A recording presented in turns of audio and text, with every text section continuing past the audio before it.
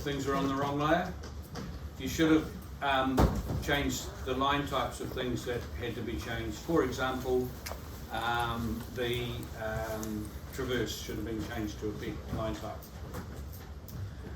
You should have made up some of your own layers. Nothing complicated, just something that makes sense. If it's a tree, tree. If it's a native tree, native tree. If it's a building, building. Okay. If if it's a bit more than that, like it could be the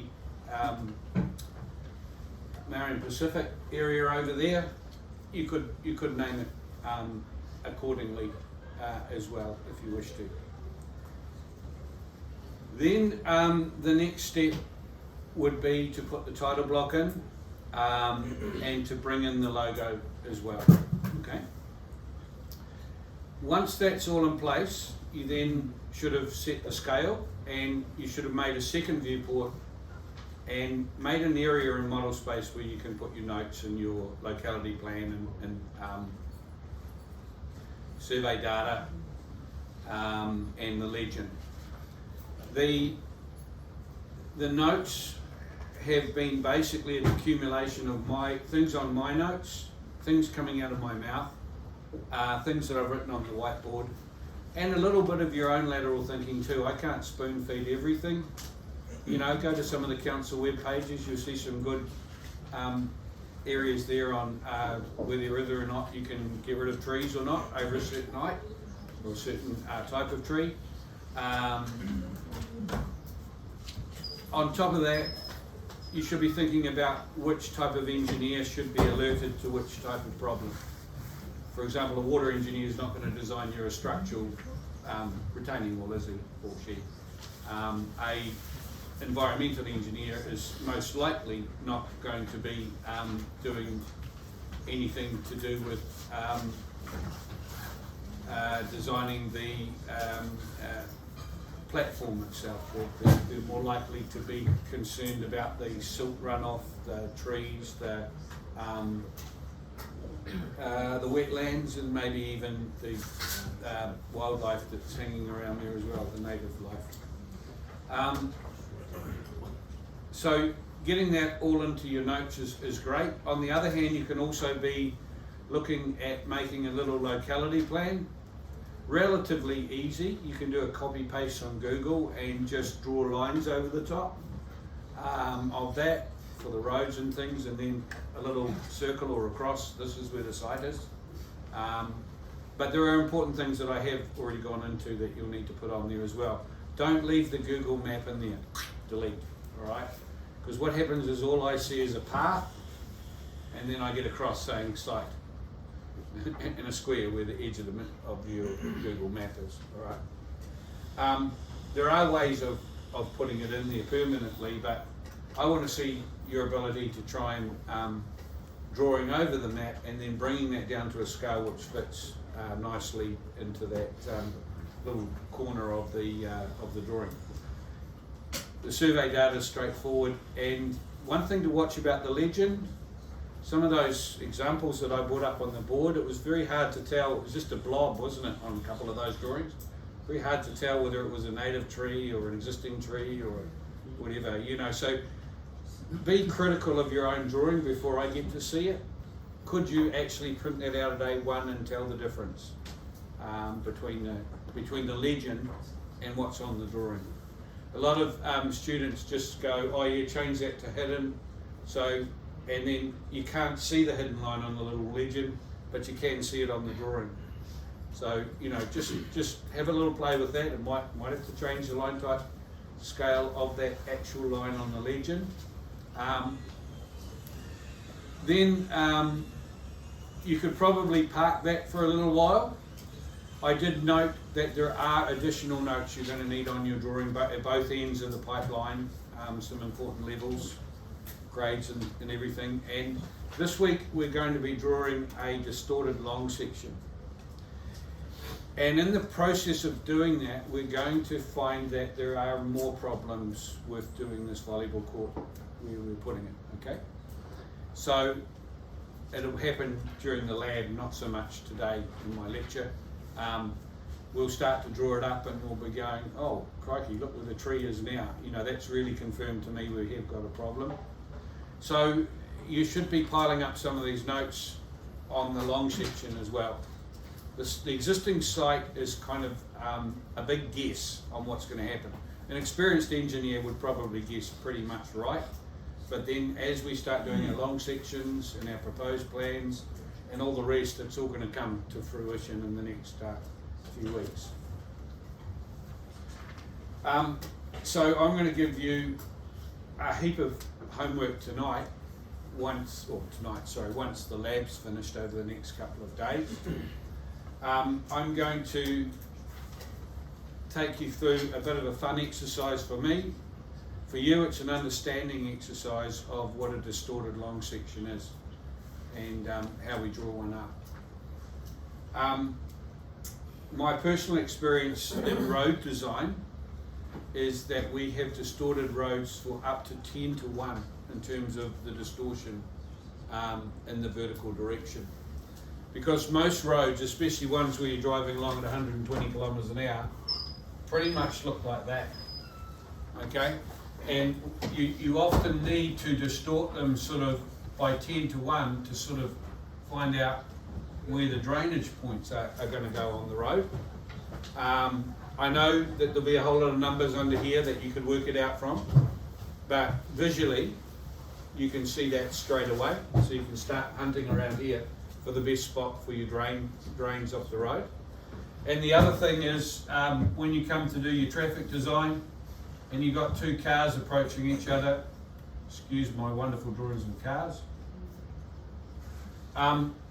we have the sight lines over the humps. Now a road could appear to be like that, but in reality it might be doing this and then going down the other side enough for the oncoming car not to be seen. That's why they have the yellow lines obviously on the road. So traffic design, drainage design, and of course when you come to do highway engineering, you're going to make that hump absolutely smooth so that when you're driving you're not even going to notice.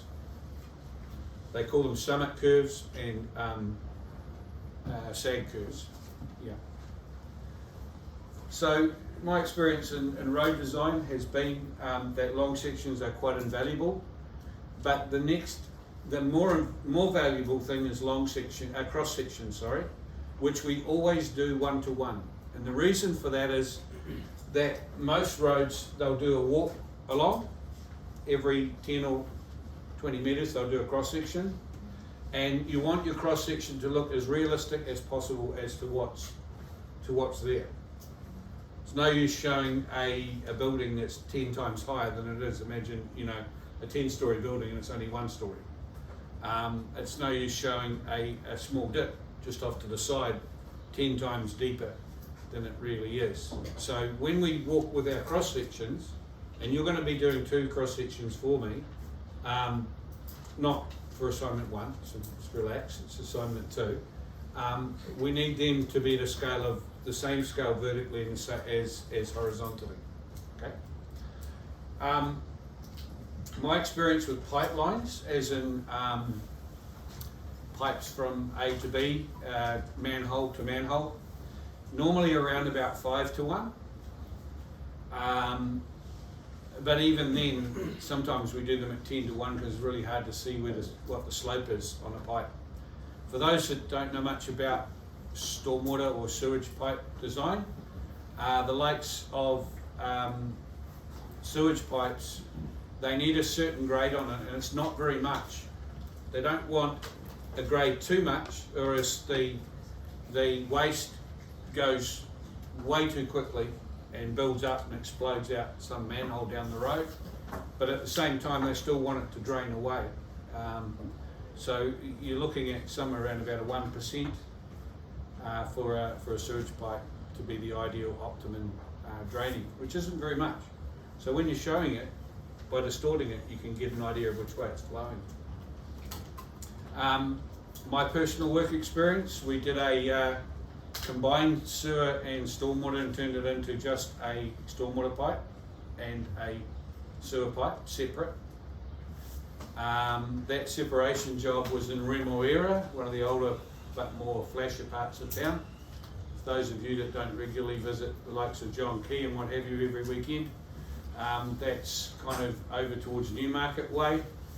And there was a lot of ladies that had claimed the public land as their own. They'd done rose gardens and all sorts of things along there and claimed them as their own, and we had to break the news that we were putting the pipe straight through that. And all sorts of reactions to that, like my husband's a politician, this will never happen, sort of thing. And they were also horrified before we did it. No, they of course didn't tell the residents that the stormwater and sewage was combined. So when we had an event, a rain event, first thing in the morning, when everyone goes to the bathroom, we were getting manhole popping all the way along Remuera, and it wasn't clear, clean, crystal water that was coming out of it. Of course, we all laugh because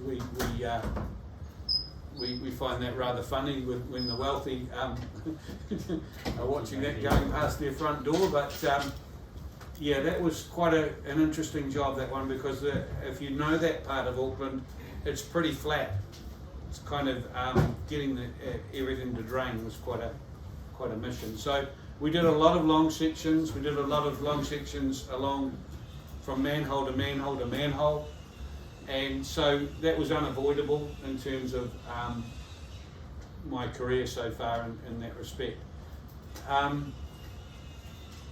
Another example was in Indonesia. We did a platform way up in the mountains for geothermal drilling, and we had to design the long sections so that these awkward looking trucks with the drill rigs on them could get up there.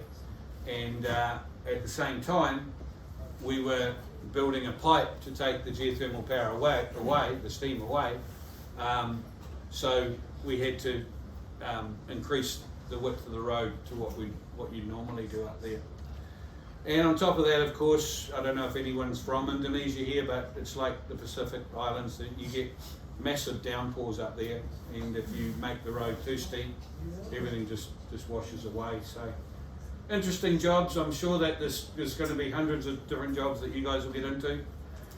So the learning and the teaching that I'm going to teach you in the next few minutes or so, the next hour or so, is really important in terms of your future careers. So the notes are fairly brief on long sections, but I will pull up 2 example long sections that you can have a look at, and we'll talk about them in terms of your own drawing and how you can get some marks and do better than the ones that I show you. So, without further ado, let's put this thing on.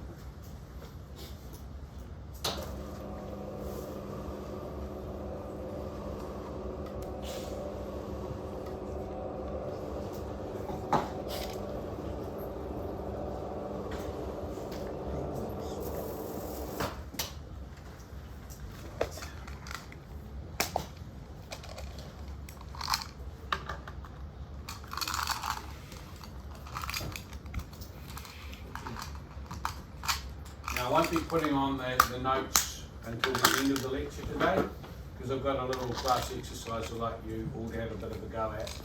And we're going to be grading a pipe, but you're going to be doing the same for a pipe as well. But in class today, in lab, I'm going to show you how to do that without using your calculator. You can do it on AutoCAD, okay? But in the test, you'll be needing to use your calculator, so it's important you have a bit of a go at this. I think everybody should be able to grade a pipe at the very minimum in terms of engineering.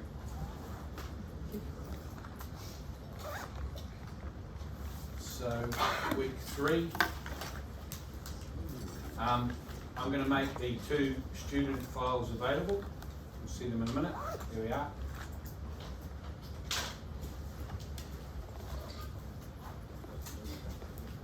So we have the long section, a road long section. This was... It's not showing on the screen. Oh, it's not. Okay. Oh, that's right. Somebody likes playing with this here. They leave it on the laptop, which is really nice. How's that? No? No?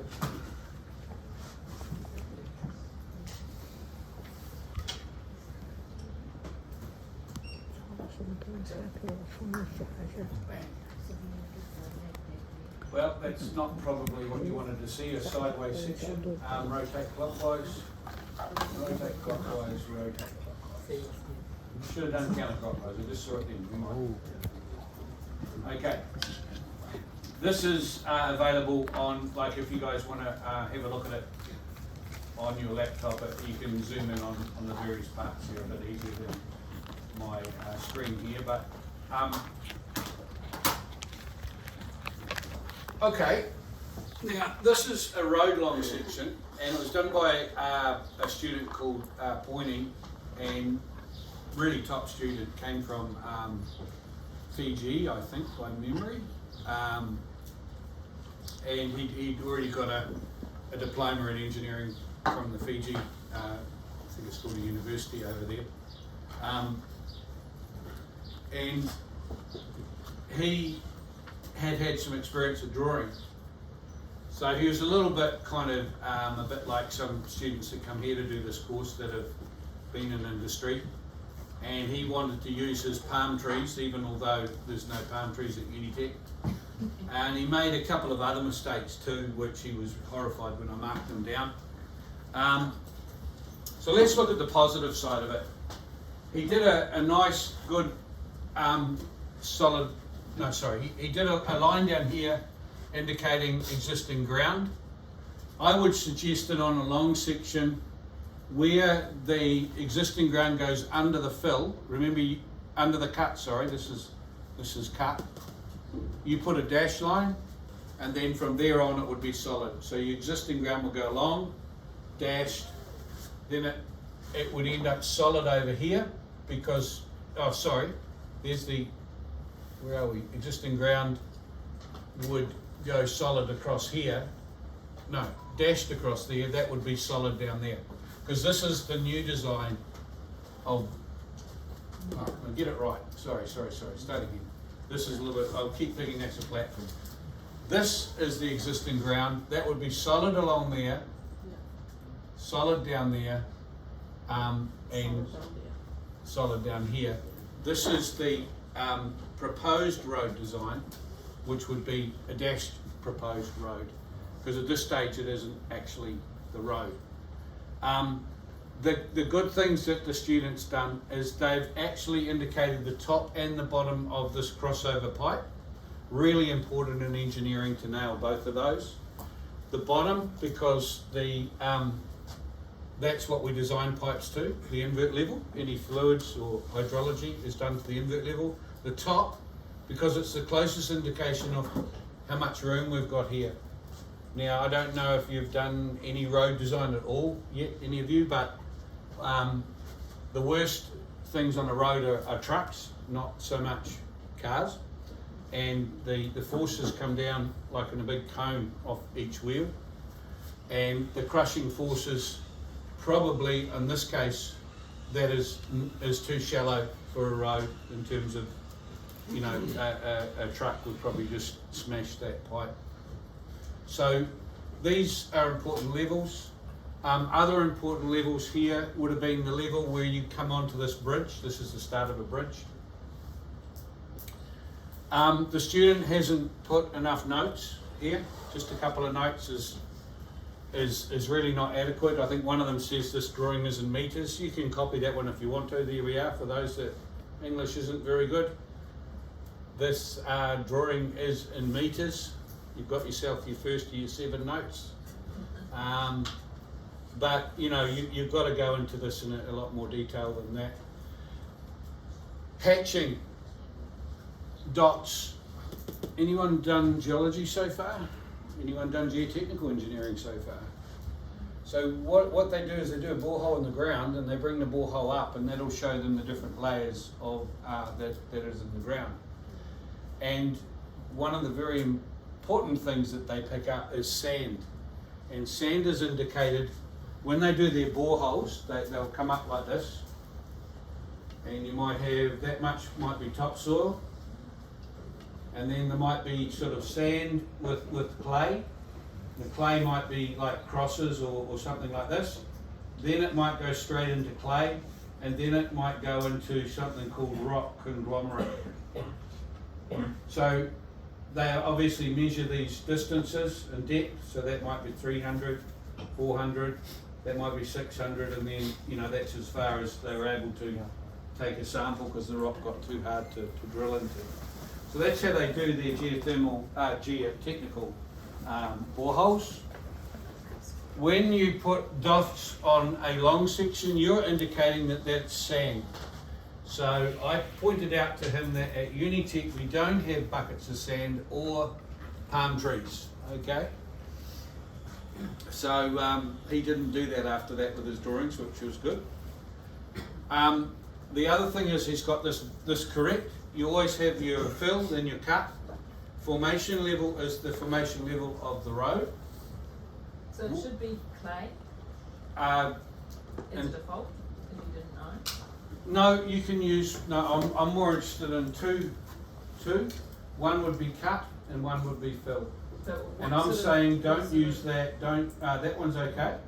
Yeah, so that's okay. That's okay, but don't use dots. So the ones to avoid, dots and rock conglomerate. Okay? So it would be okay to use the dots with the diagonals? I'd just use another type of hatch.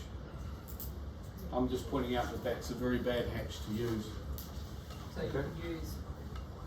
Yep, angled ones. Yep.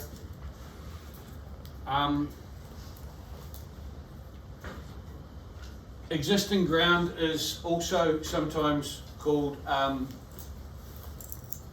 not existing ground. Existing ground is fine. Distance is sometimes called chainage, which is a surveying term. Grade is always shown as a percentage and also a 1 in something. Okay? And I'll show you how to do that conversion with some mathematics later on. It's not that tricky. The fill's labelled. When we do a road, we always talk about the tie-in. And in this case, the tie-in would be tying into an existing road. It's very rare in any roading job to start at 0. In this case, it does. But most roads throughout New Zealand, you're doing a portion of the road. So let's take State Highway 1. I think it goes to almost 1,000 up at Cape Reinga, starts way the heck down in Bluff. You're never going to be doing right from Bluff to Invercargill or whatever. You're going to be doing some portion of that road. And so you'll have a really strange number that you're starting with. You know, it might be 673.54, and then over here 682.91 or something. So that you're tying into. So roads, in my mind, are a little bit more straightforward than pipelines because you are basically only tying into a piece here. And probably, to be fair, I did a lot of work on the road, the bridge that goes over at Cromwell to the Cromwell Township, and we were always talking about the tie-in point on the bridge. So that would be a tie-in point as well, two important spots. Note that he's got the vertical scale, horizontal scale, and they've also done a title here, because often with a long section, we might do a small detail, say a detail of that area there or something like that, and it might be at a different scale, and that might be in the top corner, so that would have another heading with another scale underneath it. So we normally repeat the scale. And then we go to the pipe example, which is the next one that I've got there in Moodle. He got a little bit more than a C for that road job, but I put it there anyway because we've not got a roading job this time around. The things to note. The formation level this time, we don't have a road, but the formation level is the platform area from that point there through to where it hits the natural ground up there. We've got, so that means we have a completely new line for the invert level of the pipe, all the way along.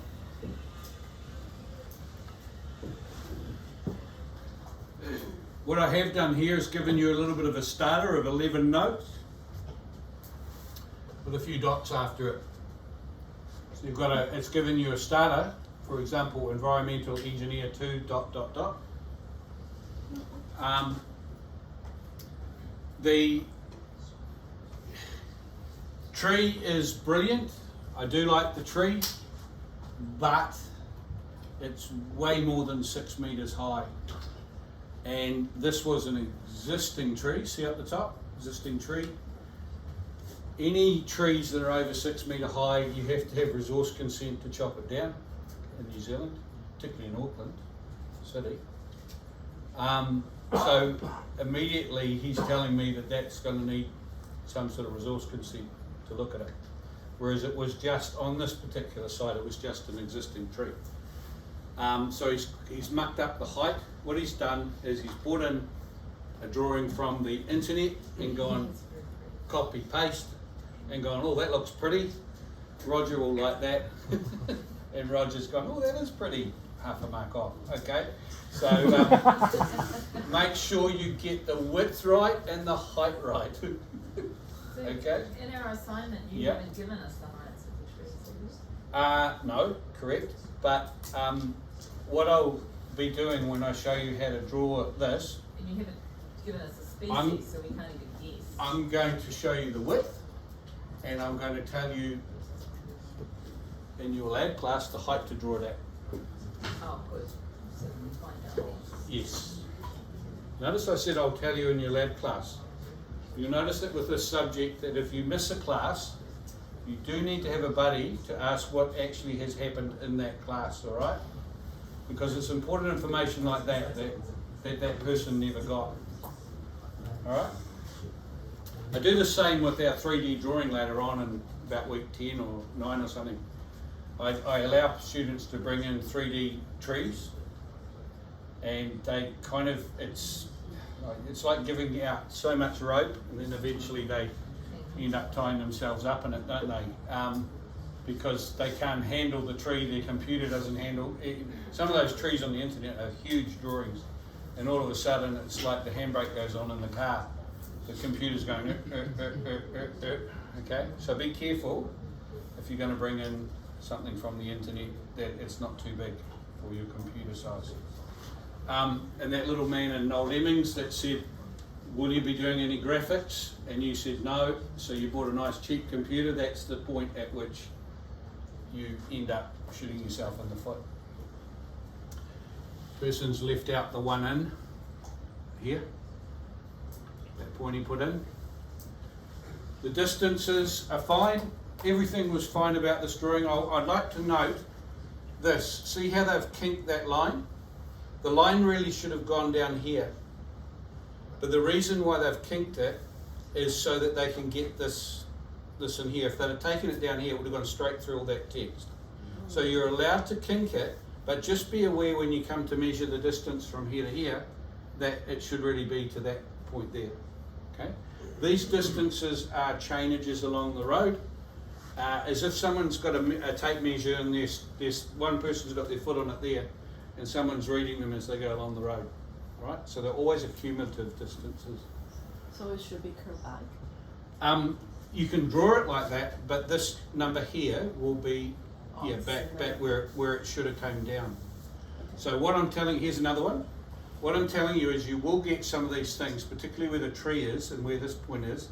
You're going to get some lines that are right beside each other, and you haven't got enough room for these numbers, so you can kink it to do that. It's a common thing to do. I like this. They've got a direction of flow arrow. Very good. Look at this. We've got some notes here that are referencing the notes. I love that. That's the way to go. Always do labels that reference the notes. Don't just put tree and then over here it says something about the tree. Tell me where to look. But don't do that label like that. I mean, Ingrid would have crucified you for doing that. Look at the distance from there to there. Okay, so all of a sudden there's another one.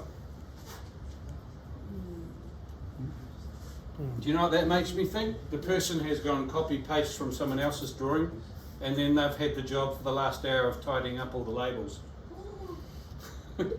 So make sure you get your labels in the right place. Make sure, look at this.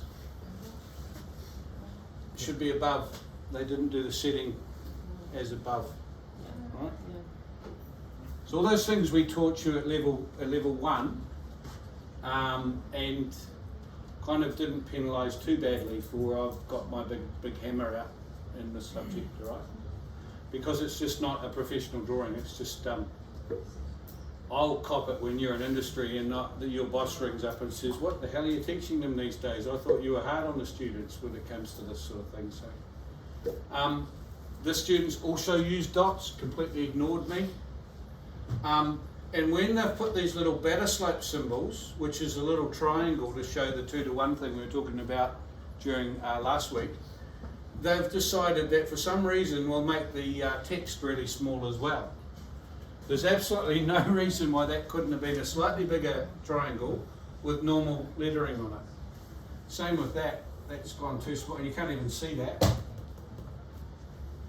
Wetlands is good. Notice the wetlands is got the wetland symbol, and the creek has got the international symbol for water, which is the dashed lines like that, which is another one that you shouldn't be using the dashed lines for your symbols underneath the cut and fill. Okay, don't use that one. I like this assumed water level.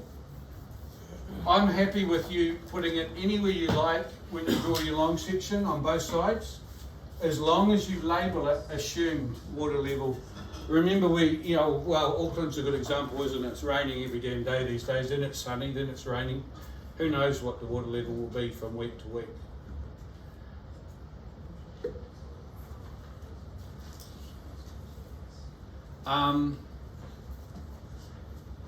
Good hatching. Outlet and inlet structures, absolutely no good at all. Remember that little drawing that I drew for you?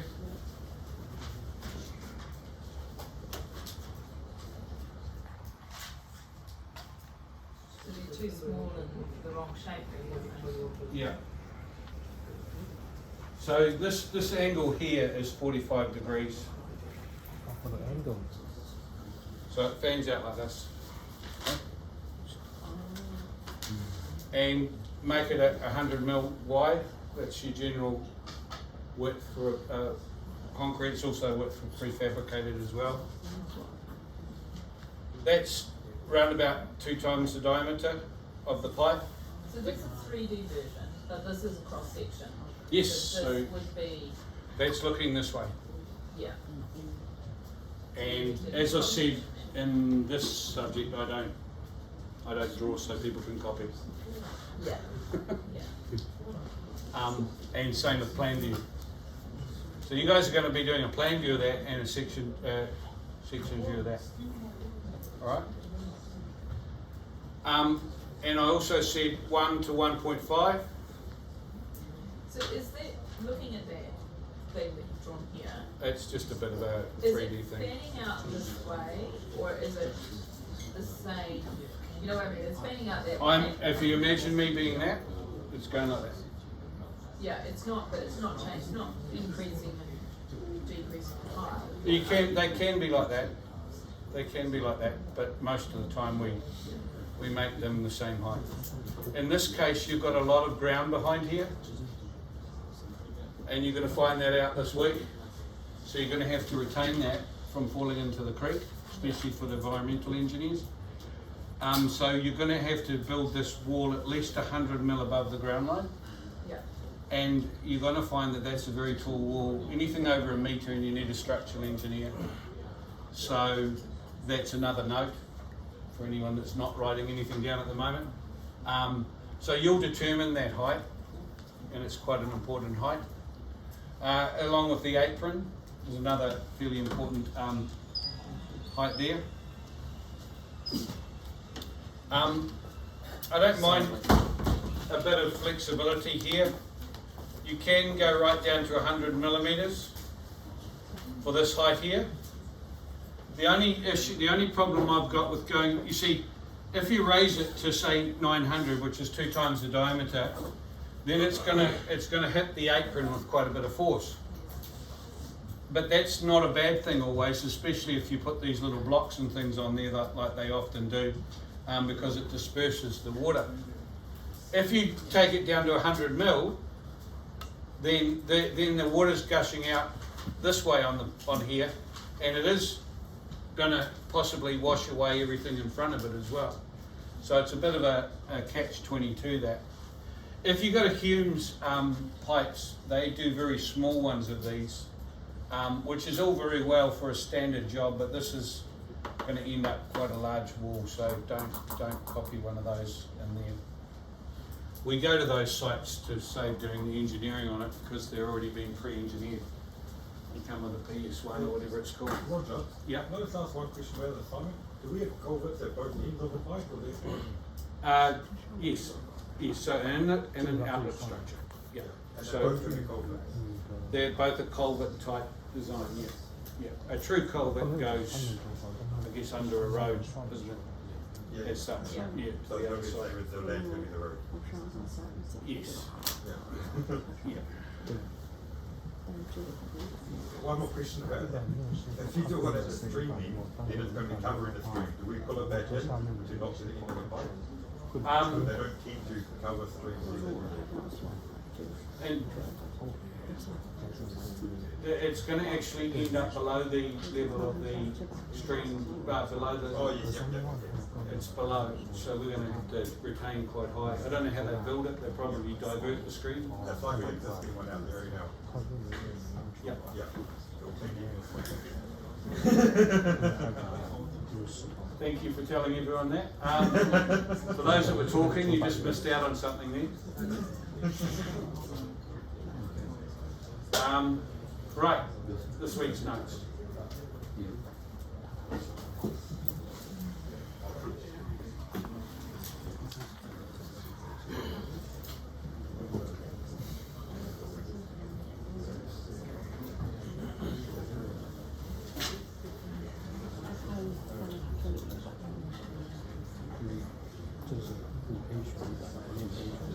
So I'll make these available when the time comes, at the end of the lecture. There's a couple more examples here at the beginning of the notes. I'm not quite sure how to reduce this down in size, so we'll leave it the way it is, unfortunately.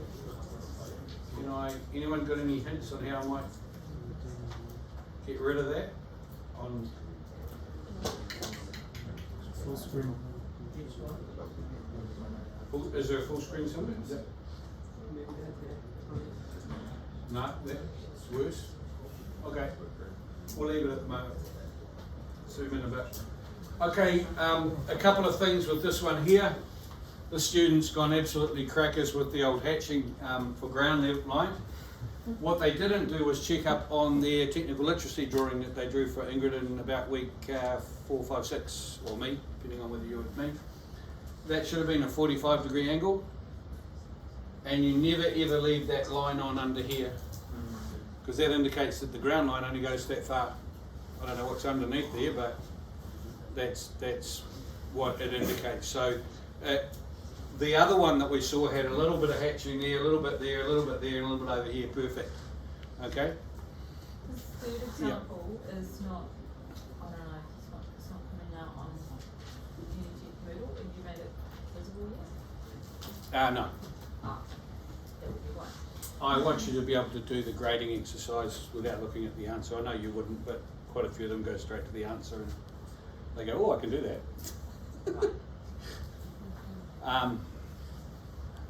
So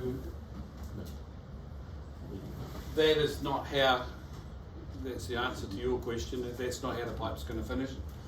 It's going to finish down here with a retaining wall here. Yeah. Palm tree is a no-no. And also, once again, this dot hatch seemed to be quite relevant that year. It was like everyone was like, "Hey, what did you use for hatch?" "Oh, I used the dot." "Okay, cool." It was like passing on negative marks all around the place. no one in written here, which I'll show you how to do shortly. But I'll tell you what you might have a problem with, and that's my long sections. This pipe this year is 55 or 56 metres, and it's going to come probably to about here. So the chances of doing one of those side panels with everything on it is going to be rather difficult. So this student's got around it rather cleverly by putting the notes and the legend up here. That's very acceptable, okay? No problem with that. You might be able to put it in there, but I think you're going to probably end up cutting off your inlet structure or your outlet structure. So it's probably best not to do that.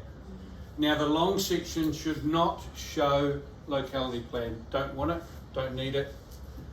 Never been on long sections, always put it on the existing site plan, that's all. This is the only time you're ever going to hear this, so whoever's recording this, I hope you're recording this. Do not show the survey coordinates, and do not show a north point on the long section. North point's pretty obvious to some because it's not a plan view, but a lot of people just roll over the same one they had. Okay. The good thing is it's the same scale. The actual scale of the drawing is 1 to 100, but we are going to be drawing the distortion on the vertical twice the distortion when we're drawing it up in our lab class. Okay. So that means we can do something rather special, which I'll show you in your lab class, which is copy this tab and pan along to find our long section. It's really easy, and it saves all that insertion of the title block stuff going on as well. So we'll do that during our lab class. So they've distorted those palm trees to make the drawing? Or is that not distorted? That person realised that they wanted to use the palm trees on the cross sections to a nice scale, so they look good. So they distorted them for the long section. Yeah. But I'm not marking you down for ugly looking trees. I'm marking you down if you've got the width wrong or the height wrong. Yeah, yeah. All right. In fact, the tree I'll draw tonight will probably be the ugliest thing you've ever seen, but it would not have got 0 marks. But I don't know if I'd copy my tree. The thing is that you're going to have to present these drawings probably to someone for a job interview. So you want them to be looking pretty spick and span by the time it gets to that point. You don't really want to be doing something that looks like it should be on the fridge magnet for your grandma. What the heck happened there? No, it doesn't matter. Fire it up again.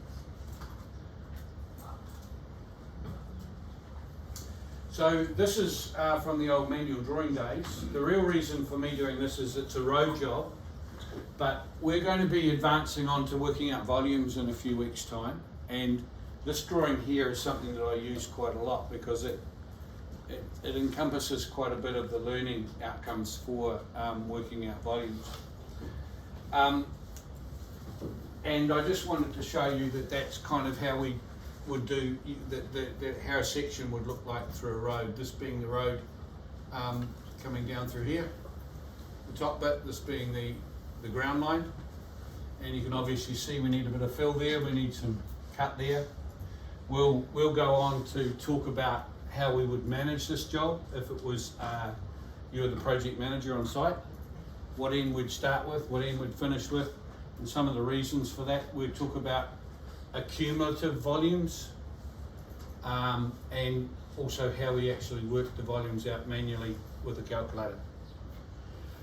And 12D or Civil 3D will actually do that as long as you've got 3D data and you've done your design in 3D. You can hit a button and it will punch out the same numbers, but I'm really doing this so that you can do a very quick cross check when you get into industry. If this is where you end up going, you can press a few buttons and you've got a cross check on your volumes just to make sure the computer's doing everything right. It is very simple to make a mistake on the computer, especially 12D. So many little boxes you have to fill in. you put the wrong data in the wrong box and it pumps out a different number altogether. So the checking becomes, you know, quite a big part of. That's twice that's happened. Somehow it doesn't like me going back. Anyway. Oh. So, with respect to all of that, there's a little bit of terminology that I really should be covering again. And there are some questions on the test on some of this terminology. Some of it's easy. Most of us should know what a highway is. The formation level, I've already covered that in my lecture today. It's either the road or it's the platform. Okay? Don't mistake that for being the invert level of the pipe. Invert, the lowest point, that the last drop of water coming out of the pipe is the best way to explain that. Sophia is when the pipe's completely full and you just put that very last bit in at the top. The Sophia gives us a very good indication of how far the pipe is below the water. In my time, pipes used to be about that thick, asbestos. Now they're all basically plastic, so they're about that thick, so that sort of distance doesn't make a big difference when you're calculating under a road or whatever. So that's a very good indication of how much depth under a platform or a road. That's a good indication of how deep you have to dig the hole to put the pipe in. Height of datum, I'll cover that tonight. It's something that you probably didn't notice on the long section, all those numbers down below. I'll cover the height of datum. It's really up to you, but I would suggest you do a round number like 10 or 20 or 30, because we measure up from that to find the levels of everything.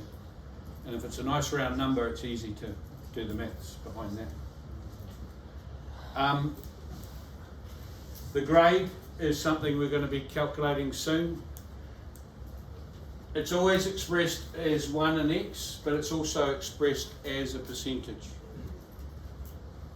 But you prefer us to put 1 in X, because some of those had percentage and you said Both. you have to Both, both, yeah. Both 1 in X and also as a percentage. Oh, you want them both? Both, yeah. Usually the 1 in X is in brackets. Okay, so when we grade a pipe, we're talking about being able to calculate the invert level at any point along that pipe, given a percentage grade or given a 1 in X grade. Okay? So in order to explain that, I've got some calculations coming up here, but before I tell you the calculations, the grade is always, the decimal place in the grade is to 3 decimal places. Well, it's rounded to 0.005, in essence 3 decimal places, okay? Whereas the little levels in that you saw below the section before, they are rounded to every 2 decimal places. 2 decimal places for the levels, 3 decimal places for the grade. The amount of students that don't do that. So if you get survey data that's rounded to 3 decimal places, do you then round it to 2? Yes. The only time that I have not done that has been on motorway design specific. Okay.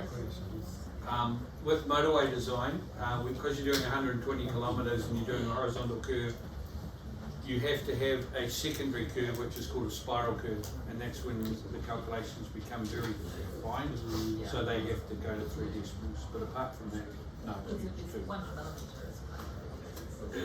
Yeah, it's pedantic, but it's, and they can never build into that anyway, but you might as well get it right as a starting point. Yeah. Okay, so in terms of the calculations, and I'm going to give you something to do in a second, so be prepared to kind of wake up and get the calculator out. If we have to express the grade as 1 in X, we've got 20 metres horizontally, so along here we have 20 metres horizontally. And vertically, we've got a 0.34 drop. Okay, so in this particular case, we're told the drop and the distance, and we've got to calculate the grade as both 1 and x or as a percentage. So it's not really the sort of maths you end up doing at school as such, talking about grades. You tend to do Pythagoras and angles and percentages when it comes to, I don't know, calculating interest rates or something like that. So it's a little bit different, but it isn't that particularly hard for the level that you are all at with your maths. So what we do is we go 20 divided by 0.34, and we end up with 58.82. Can you see that there? And so therefore the 1 in is 1 in 58.82. When we divide 58.82 by 1, we end up with 0.007. And in the end, that works out at 1.7%. Or does it?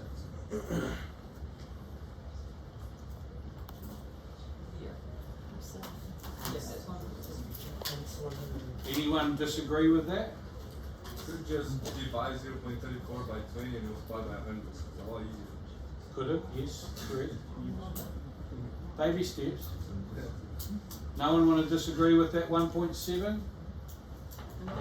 Okay, that's all right. I'm glad I've got you all together, because in my lab class I'm loath to give away half marks because Is that 1.700?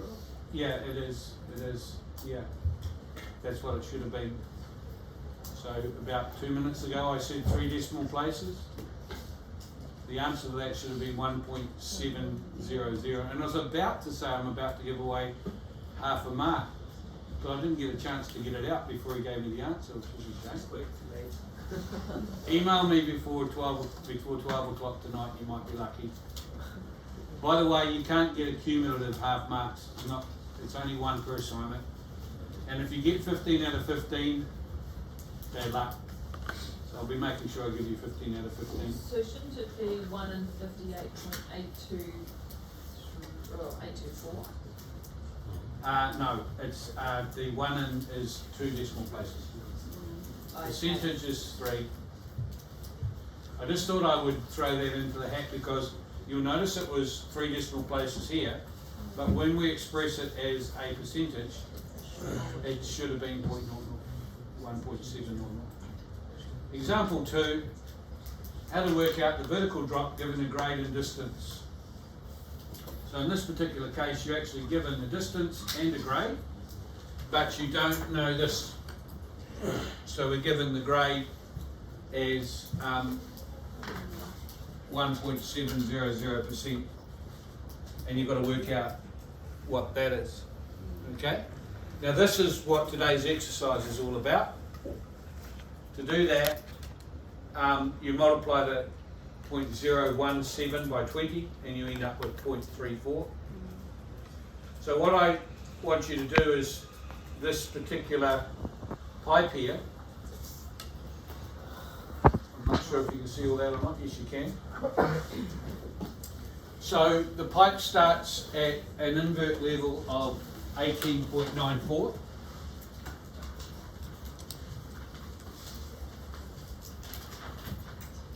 And a ground level of 20.38. The pipe goes down to a level, this is a little bit like your assignment really.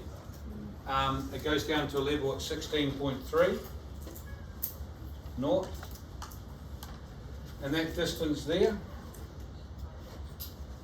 is 233.87.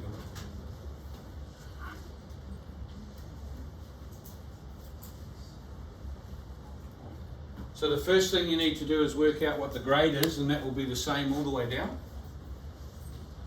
And then you need to work out what the pipe level is all the way down to there. So we are grading a pipe from 18.94 down to 16.3. These are invert levels. When we get the invert level, we then subtract the invert level from the reduced level, and we end up with, well, it'll be cut, won't it? All the way down, because we're cutting into the ground. So we are assuming the grade is going to be the same for the whole length of the pipe. It's not going to go Yes. up and down at all. Yes, no pipes are always graded at the same all the way down. It's the ground that might be doing a bit of this, which is that ground's Because going I like this. thought they kind of followed the ground, but I guess you're talking over what sort of distance? Yeah. So over 20 metres. Yeah.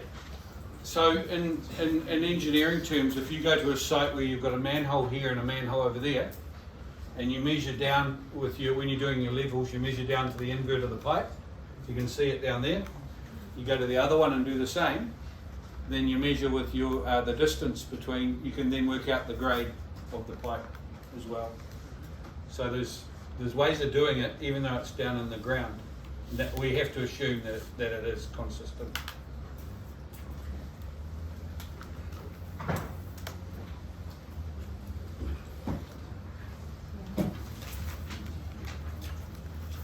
So way back. Hard to read those numbers. It's a little bit hard to read them. I just want you to do the first 4 or 5, 20.38, 20.49, 21.17, 20.27. And I will show you how we got the first one and so on from there. It's just going to take a bit of time. Okay, Roger, could Yep. you make that available tomorrow? I will, yeah, shortly. But in the meantime, we The reason why I haven't made it available on Moodle is the answers were there. And I know you'll just go straight to the answer and go, oh, look at me. A student, just like that. But it's just taking a bit of time.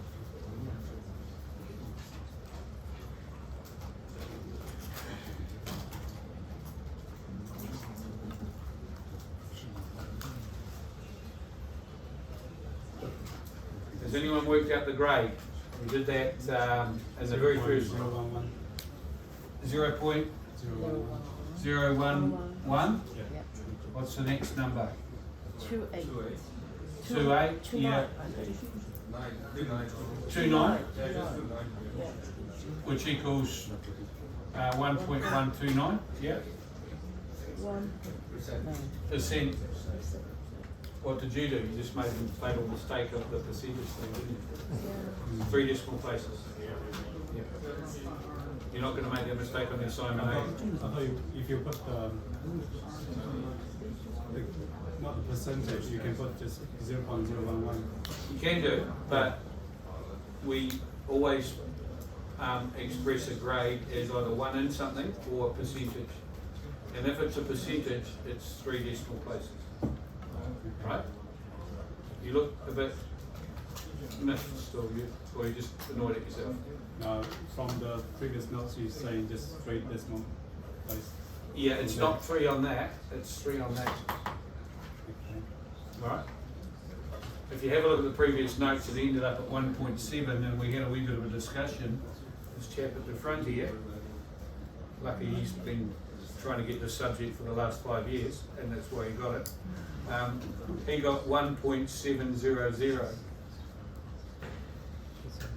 and that was the correct answer. Right? But on the notes it says that. I don't mean he hasn't been here 5 years, that was just being mean. It's only 3.5, 4.5.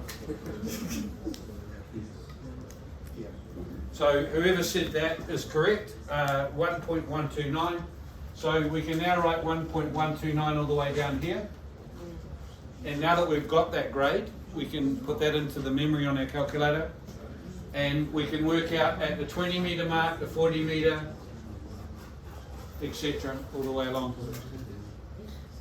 Roger, when we write down the grade, do we put the percentage mark, like the symbol there, or just 1.129?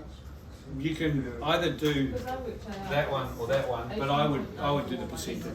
But when we just write down 1.129 or with the percentage sign. Yes, you Yes, can either do 28.87. that without the percentage sign or that with the percentage. Okay. Yeah. 28.94 Yeah. minus 16.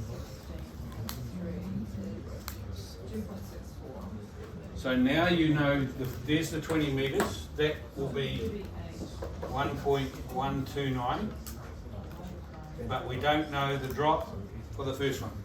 That's what you've got to work out. And that drop, you then take off there.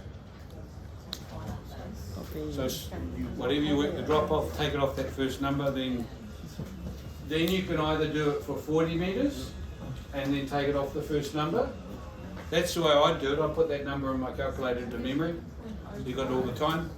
And I'd just keep on, and I'd also put the grade in if you've got two memories on your calculator. And so you can go that times the grade, which gives you the drop. Memory recall minus gives you that. Then you do it for 40 metres, 56, etc. down here. Yeah, the surveys they had a grading thing on there, like a program on their calculator, which was kind of annoying because they came up with the answer before it came out my mouth. So the reason why we often don't have even intervals here is that something may be occurring at that cross section along the pipeline. Could be a building, could be a tree. Sorry, Roger, my grade keeps coming out as 11.05%. So I don't know what it is I'm doing wrong. Like I've got, the drop is 2.64 and the run is 238.87. Is that what everybody else is using? No, the grade is calculated by that formula that was earlier on. Yeah, but the drop for the grade is what? It's 18.94 minus 16.3, which is 2.64, yeah? Is that what other people? So the drop is 2.64. Yeah, that's what I thought, but when I worked it out, it doesn't come out to the. It's not, is it 0.264? So 0.27? You might have a zero wrong by a decimal. No, it comes out as 2.64. So you got your 20 here. Is this the one you're calculating? No, I'm looking at the overall grade. You need to divide that number, You mean this? 18.94. You mean this here? 2. Just go right up to the top, like just before you started filling in the table and confusing people with the numbers, just finding out the actual grade. So the distance between those two is is 2.64. Yeah, 2.64, yeah. That's what I thought, but then when I go to. Divided by 20, yeah, so 2.64 divided by 23.87, 238.87. 233. which equals whatever this chap is said. Yes, yeah. 0.011. Comes out as 11.052. Is it my calculator? Yes. Yes. Yeah. Every time I do it, comes out as 11.052. Megan. Does the You need the setting number. wrong or It's I don't know. 233, not 2. What I normally do is turn the damn thing off and turn it on again. That works well with lots of things in life. Unfortunately, not children. No, it still comes out on his calculator. No, The same you're number. typing the wrong number. Megan, you got the wrong number. It's 233. 2.65 divided by 238.87. 233. 233. 233. That's 238. Where's 233? That one. Yeah. The bottom one there. Okay. Oh, I copied it down. I'll wrong. make Sorry, that, that's why I say about the numbers being I'll- small to read. I'll Sorry. make that available now. Please don't miss today's class. If you come along and are you going to be filming the lab or somebody? It'd be good if you could do your class and that way I can put it on Moodle. Yeah. If you come along to the lab and you don't quite understand it, there are other labs you can attend. Tonight's one is got a few spaces in the corner that you can sit in. But yeah, after today's class we're going to be moving on to cross sections, which is assignment 2, proposed plan, which is assignment 2, and volumes, which is assignment 2. So we're kind of going to say goodbye to assignment 1, and it'll be up to you guys to finish that off. So today's quite a this evening's a lot of work towards that second the long section, the second part of assignment 1.